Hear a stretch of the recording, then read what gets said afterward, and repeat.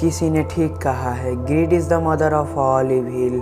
डर, जब ये शब्द मैं बोलता हूँ तब आपके दिमाग में भूत प्रेत या फिर किसी वीरान जगहों की तस्वीर आपके दिमाग में आने लगती है।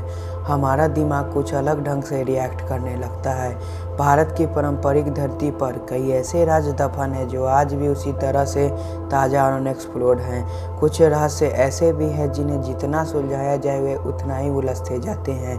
राजस्थान के राज्यों में सालों सालों से कई राजा महाराजाओं का गढ़ माना जाता है। राजस्थान के जैसलमेर शहर से पश्चिम की ओर 15 किलोमीटर दूरी पर स्थित एक गांव, जिसमें समय समय पर लोगों ने वीरान सी रूहानी ताकतों का एहसास किया है। यह गांव अपने अंदर हजारों रहस्यों को छुपाए रखा है, जिस गांव का नाम है कुलधारा।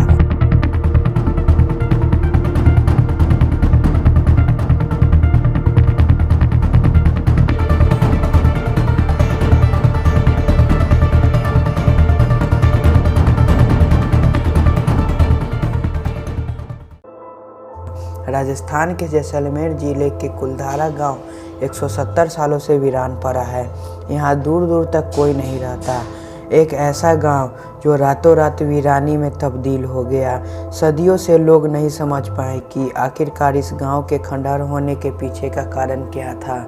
ऐसा माना जाता है कि 13वीं सदी में कुलधारा एक छोटा और खुशहाल गांव हुआ करता था। उस जमाने में इस गांव में पालीवाल ब्राह्मण रहा करते थे, जो समृद्धि के सूचक माने जाते थे। इस कारण से यहाँ स्थान पर समृद्धि के लिए प्रसिद्ध था। इतिहासकार लक्ष्मी चंद्र द्वारा 1899 में लिखी गई एक पुस्तक तबदारी के जैसलमेर में कत्थन नामक एक ब्राह्मण का जिक्र किया है, जो सबसे पहले यहाँ आकर बसे थे। रहस्यों से भरे इस गांव में रात को रुकना मना है। इस गांव में दिन के उजाले के वक्त सब कुछ इतिहास की कहानी जैसा लगता है, लेकिन रात को इस गांव में अजीब सी नकारात्मक ऊर्जा का अनुभव होता है।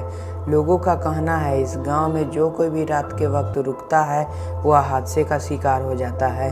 इस घटना का आज तक कोई पता नहीं चल सका है कि इसके पीछे का कारण क्या है। इस गांव की हौरौपिक होने की कहानी करीब 200 साल पहले से शुरू होती है, जब ये गांव खंडहर में नहीं तब्दील हुआ था। यहाँ आसपास 84 गांव के पालीवाल ब्राह्मण से आबाद हुआ करता था। यह गांव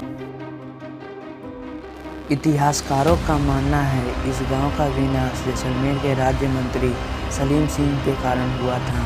सलीम सिंह जो जैसलमेर के मंत्री हुआ करते थे, वे गांव के लोगों से काफ़ी सख्ती से पेश आया करता था। एक दिन गांव के पुजारी की बेटी पर सलीम सिंह की बुरी नज़र पड़ गई और यह सलीम सिंह की जिद बन गई। वह उस लड़की से शादी करना चाहता था। सलीम सिंह ने गांव वालों को धमकाया और उस लड़की के घर संदेश भिजवाया और कहा अगर अगली पूर्णमासी तक उस महिला ने सलीम सिंह से शादी नहीं की तो वह गांव पर हमला कर देगा और उस लड़की को उठाकर ले जाएगा। गांव वालों को यह मंजूर नहीं था। 84 गांव के लोगों ने एक सभा बुलाई और फैसला लिया कि वे अपनी लड़की को उस जालिम के हाथ नहीं सौंपेंगे। गांव वालों ने यह फैसला लिया कि वह रातों रात गांव को खाली कर देंगे। गांव वालों ने गुस्से में गांव को छोड़ते हुए उस गांव को श्राप दे दिया कि यह गांव कभी नहीं बस पाएगा। तब से लेकर आज तक इस गांव में कोई बस नहीं पाया है। इस गांव को सरकार ने पर्यटक स्थल में तब्दील कर दिया है। इस गांव में हजारों की संख्या में लोग घूमने आते हैं। यहाँ घूमने आने वाले पर्यटकों का कहना है कि उन्होंने इस गांव को एक्सप्लोर करते समय अजीब सी रूहानी ताकतों का अनुभव किया है।